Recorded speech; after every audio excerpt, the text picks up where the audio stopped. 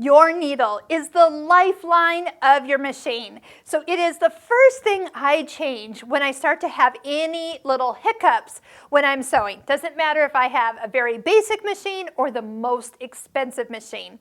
So what am I talking about with little hiccups? We're talking about if you're sewing along and your thread just breaks, like you're sewing and then now you're not sewing with any thread.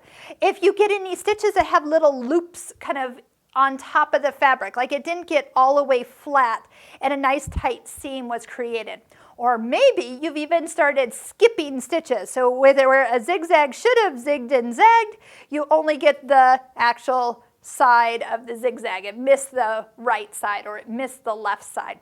All you need to do is change your needle. Now, needles do come in different sizes, and they come with different tips for different kinds of fabric. So we're going to link right up here with that little eye up in the top right corner to all of our needle videos. They're really short, they're really sweet. So if you're wondering what needle you should use for stretch fabric or for stretch or tightly woven fabric or other types that you're just not familiar with, that is going to help you greatly. So I want to show you how you change the needle, how to put it in correctly.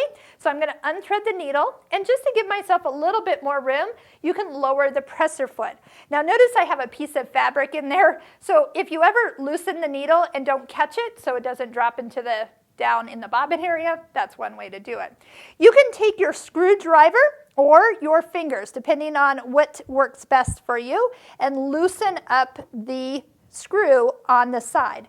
Drop your needle out and then put your right needle in.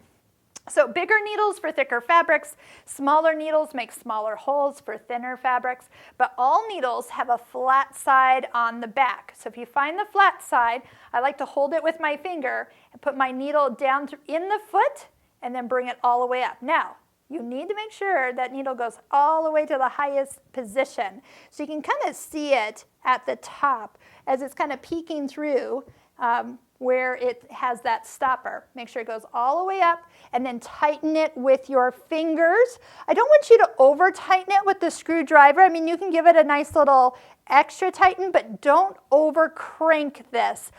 You don't want the needle to fall out either. So you do need to have it tight enough that it's not going to fall out, but also if you've over tightened it, that can actually wear on this whole area. So you have to kind of find your happy medium. If you can do it with your fingers and give it a good tighten, that would be awesome. But if you need some extra assistance, maybe your hands aren't as strong as they used to be, use the screwdriver with a little gentleness to it, not all of its strength that you need. So change your needle if you have any problem whatsoever. Don't forget to clean and oil your sewing machine.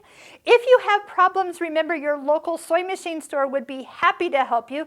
Take your sewing machine in. It might just need a full service, and then before you know it, you're back on your way for successful sewing for another year.